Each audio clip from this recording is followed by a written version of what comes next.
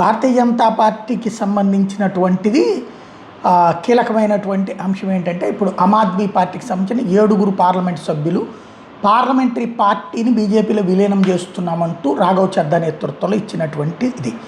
దాన్ని అంగీకరించొద్దంటూ రాష్ట్రపతిని కలవడానికి ఒక పక్కన ఆమ్ ఆద్మీ పార్టీ సిద్ధపడినా కలవచ్చు, తీసుకోవచ్చు కూడా వింతపత్రం. కానీ కలపకుండా ఆపడానికి అవకాశం లేదు 7 2/3 వచ్చినటువంటి సందర్భంలో.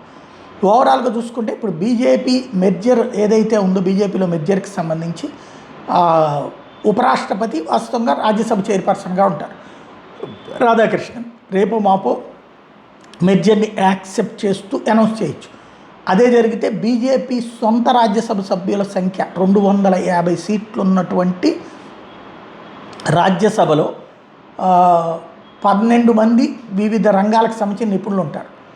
వాళ్ళకు కూడా ఓటు హక్కు ఉంటుంది. ఈ 250లో 126 అన్నది సగం బలం అన్నమాట. బీజేపీకి ఇండివిజువల్గా ఇప్పటికీ సంపూర్ణ మెజార్టీ రాలేదు, 113కి చేరుతుంది. వీళ్ళు కూడా అయితే 7 కూడా చేరితే ఎన్డీఏకి మాత్రం 145 అవుతుంది అన్నమాట. అంటే 250లో సగం అంటే 126 రావాలి, 145 అయినట్టు ఉంటుంది.